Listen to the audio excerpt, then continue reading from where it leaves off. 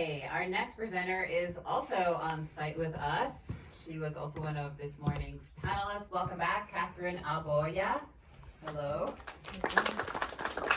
Welcome back. Your film is Mekhala, Soul Heroine Entertainment from Canada. Now, Catherine, you worked internationally in the oil industry before your career, as you described, took a hairpin turn when you recognized your creative streak. Jumped into the film industry to make your mark, your desire being to build a new way of living and interacting in the world. Your vision for Mekhala came from feeling powerless and unheard while growing up, and which I guess you'll tell us a bit more about. And you've been blessed to partner with an extraordinary group of real-life superheroes who have come on board to make your global vision come to life. So you've got your 4 minutes. Tell us more about this. Thank you. So how many of you in the audience have tried acupuncture? Okay, so we know basically how it works. There are energy lines running through our body, and where they meet, it's called a meridian.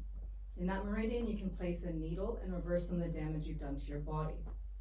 Throughout the globe, we have ley lines, dragon lines, spirit lines, and where they meet, it's called a stargate. I wondered, if we can reverse the damage we've done to our bodies, why can't we do it to Earth? I asked my acupuncturist, and she said, speak with my client, Pierpaolo Alberghini. And it turns out he does something called biogeometry, which is a form of harmonization of electromagnetic frequencies.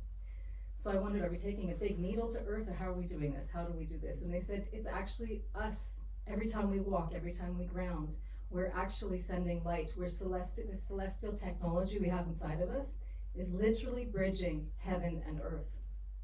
It's incredible how it works. So the inspiration was taken from an ancient Indian goddess of lightning and her nemesis, a god of thunder.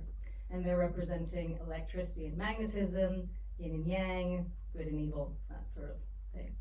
So the modern adaptation is a woman named Mekhala who works for a protection agency. She protects these ancient sites around the world and forgotten esoteric knowledge.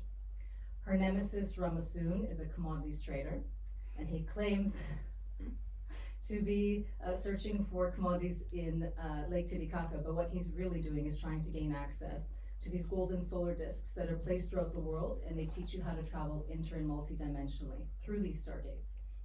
So she's going through a very painful, as we might know it, Kundalini awakening. And when the ego dissolves, we all know it's very painful as we're trying to come into harmony with our divine masculine and feminine counterparts from within, regardless of what your gender is.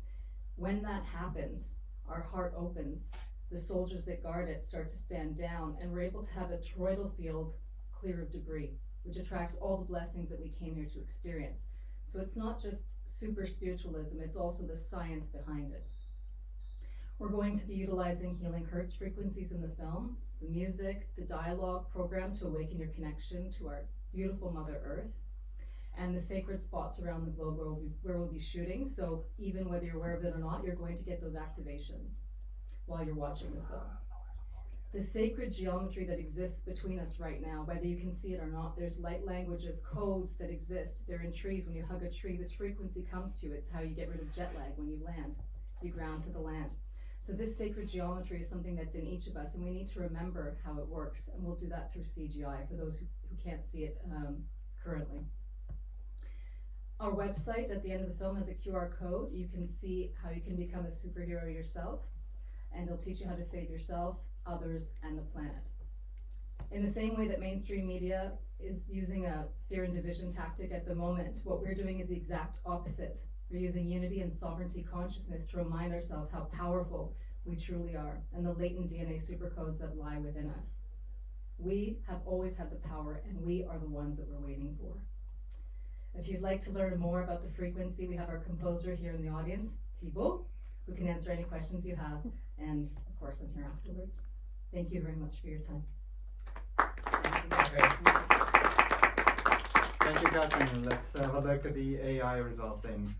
So here in the top left, you can see there are, what I like about this project, you can see peaks at the beginning and at the end. These are the two important plot points, and plus you have peaks and valleys throughout the story. So this is great.